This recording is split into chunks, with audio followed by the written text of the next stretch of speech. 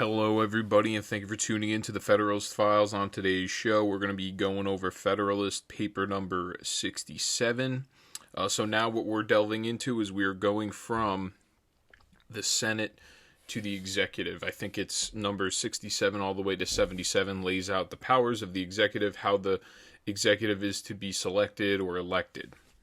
It is titled The Executive Department, written by Alexander Hamilton, March 11th, 1788. Topics include introduction of the president and the defensive power of appointment of officers during recess of Senate. So in this one, he generally just lays out the general basis for how the president has the specific power to appoint people, appoint officers, while the Senate is in recess, while the Senate is not, in their chamber doing their thing, doing their job. Because the powers generally lay out that you can nominate officers in the executive department, but then it has to be appointed, voted through, and confirmed by the Senate. So if the Senate is not in session at that time and they're in recess, this gives the president a temporary power to appoint somebody to the position until the Senate comes back for their next session. When the Senate comes back for the next session, then they kind of determine where to go from there, whether or not to appoint that person. So in this paper, Hamilton introduces the powers of the executive branch while arguing against assumptions of the anti-federalist misrepresentation of the executive magistrate. So you would think it's kind of weird the way that they laid this one out with the executive department, because they come through with this paper and then the next paper, the next two papers, they're a little bit shorter, but they generally state the second one, the next one that I'm going to do is the electors and how the president is to be elected. And in this one, they talk about the power of appointment of the president. They don't really talk about his power as the commander-in-chief, which I think is kind of weird, but the way they set this up, they almost kind of delve into the powers of the president, and then they kind of backtrack as these papers go on. So Hamilton, in the very beginning, he admits, and I quote, "There's hardly any part of the system which could have been attended with greater difficulty in the arrangement of it than this," end quote. So he does discern that the president is highly controversial, the position of the president, because the president does have those commander-in-chief powers, and it's also laying all of the powers of one branch pretty much in one person, which is not really typical. Well, I guess it is typical of Republican governments, but it is always feared by the Congress or the legislative authority, the people. It's always feared that that president will become like a monarch, just because of historically that was the standard. So objectors to the Constitution argue that the President of the United States was to become a monarch like the detested ruler of Great Britain, King George. Hamilton argues that the power of the President is tantamount to that of the power of New York, but by dissenters has been magnified to make it as if he's a king like the King of Great Britain, which just is not true. The King of Great Britain had absolute authority in declaring any type of war. He also had some sort of authority in selecting the Congress as well, certain members. And he also had authority, a absolute negative. He can veto anything, and there was no way to override his veto. So to go on, he states, and I quote, "Here the writers against the Constitution seem to have taken pains to signalize their talent of misrepresentation. Calculating upon the aversion of the people to monarchy, they have endeavored to enlist all their jealousies and apprehensions in opposition to the intended President of the United States, not merely as the embryo, but as the full-grown progeny of that detested parent. To establish the pretended affinity, they have not scrupled to draw resources even from the regions of fiction. The authorities of a magistrate, in few instances greater, in some instances less, than those of a governor of New York, have been magnified into more than royal prerogatives." End quote. So we're going to see over these next couple papers, they're going to talk about the powers of the president, and they're going to somewhat compare them to governors in the separate states, as well as some other authorities internationally in other nations.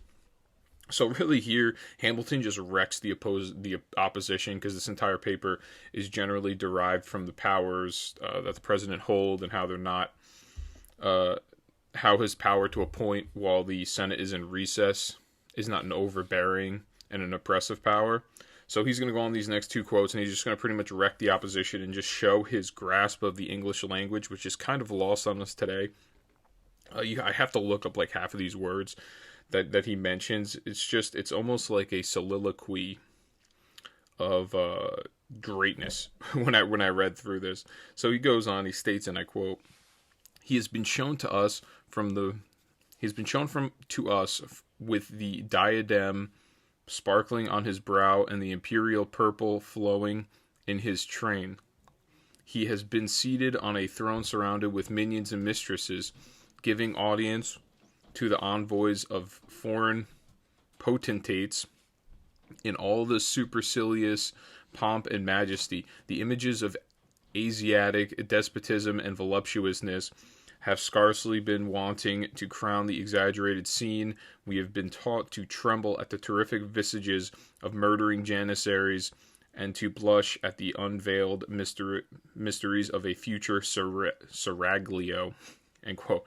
So he's talking about actually specifically at the very end when he's mentioning janissaries and he says the future seraglio. He's talking about the Turkish, or rather the Ottoman Empire at that time. So they're almost like the objectors to the Constitution are comparing the executive magistrate to like a monarch king, imperialist like nation kind of structure. It's very weird. So then he goes on next and he states, "In the execution of this task there is no man who would not find it an arduous effort either to behold with moderation or to treat with seriousness the devices not less weak than wicked, which have been contrived to pervert the public opinion in relation to the subject.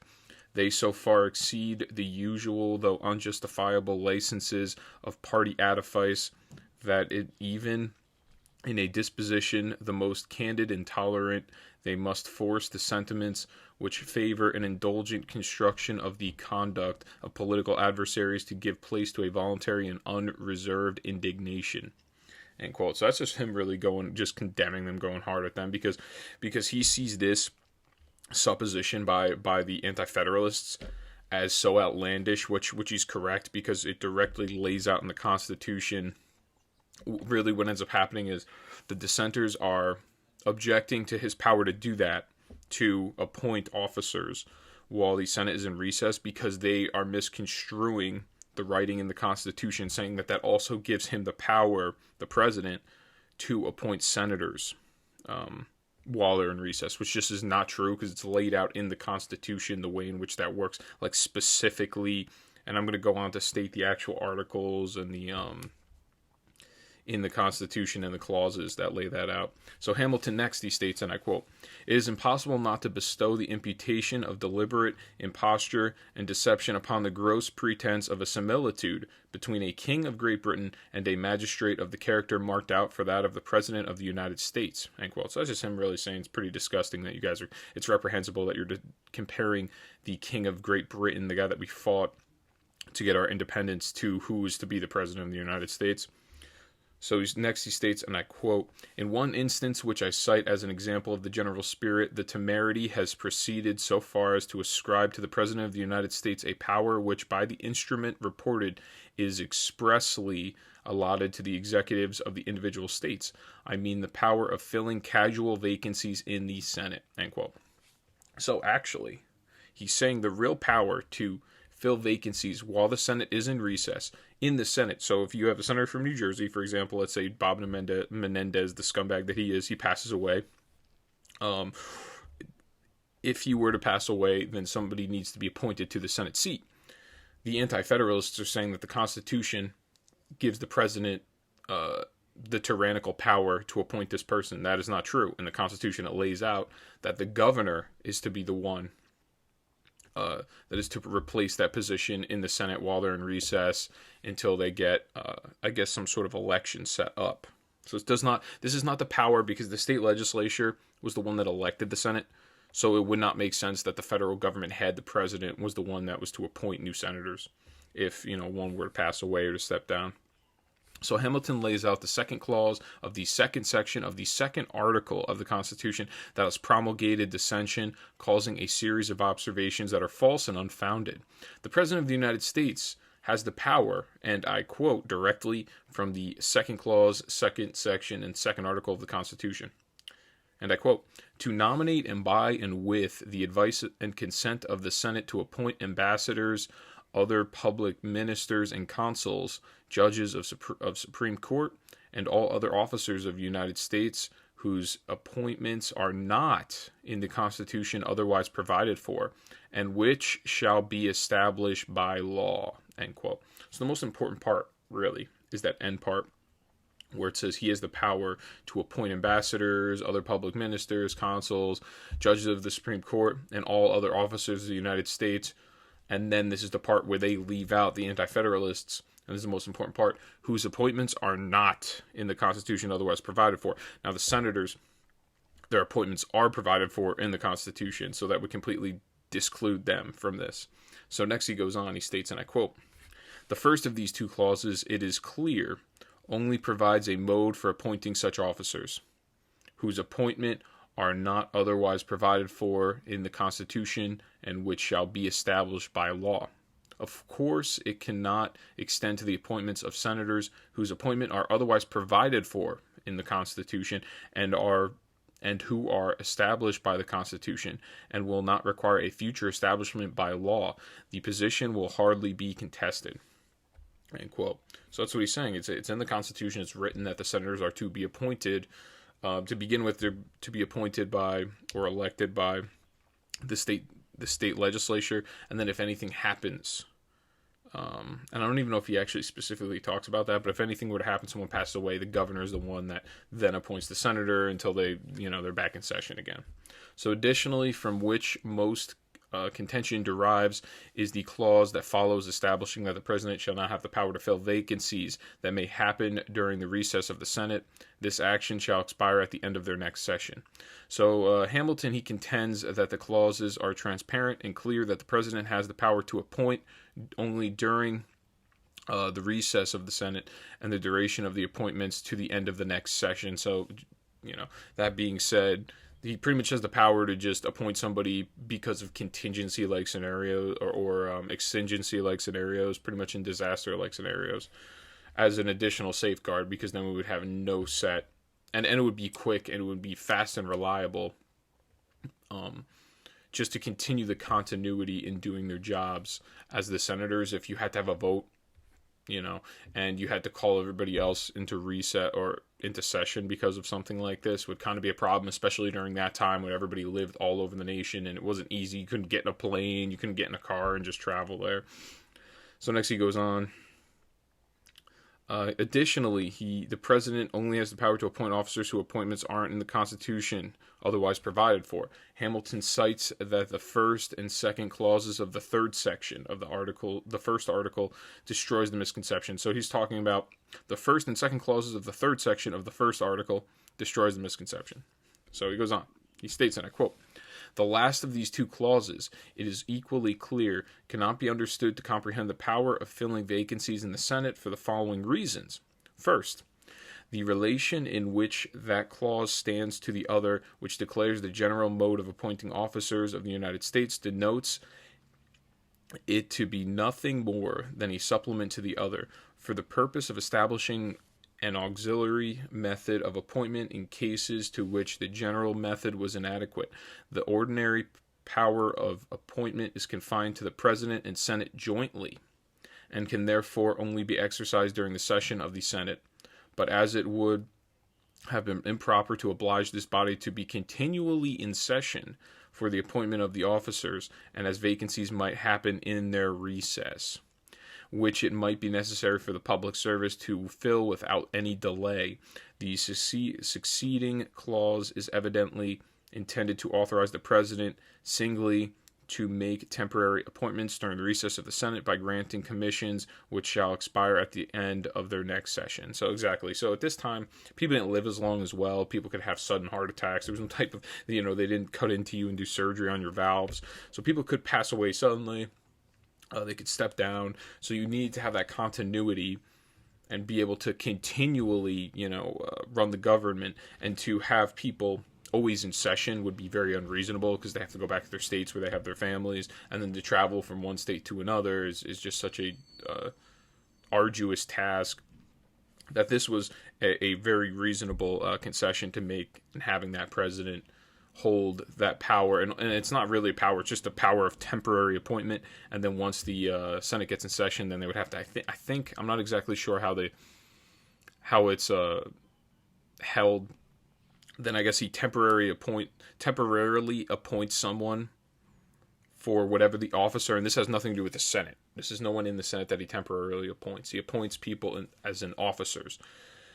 Let's say his Department of Transportation, the person that's in his Department of Transportation head, right, the secretary, and they pass away, and he wants to appoint somebody temporarily for the Senate to get back in session, and then I guess the Senate ends up voting yes or no on that person, and then he has to try to nominate a different person if they get a no vote on them. Most of the time, whoever they want in their cabinet, their officers under the executive branch, usually it's kind of bipartisan. Everyone kind of just lets them through, unless if they're like an outright communist, socialist scumbag. Even then, some of them get passed through. We have this crazy thing going on right now. We have the ATF.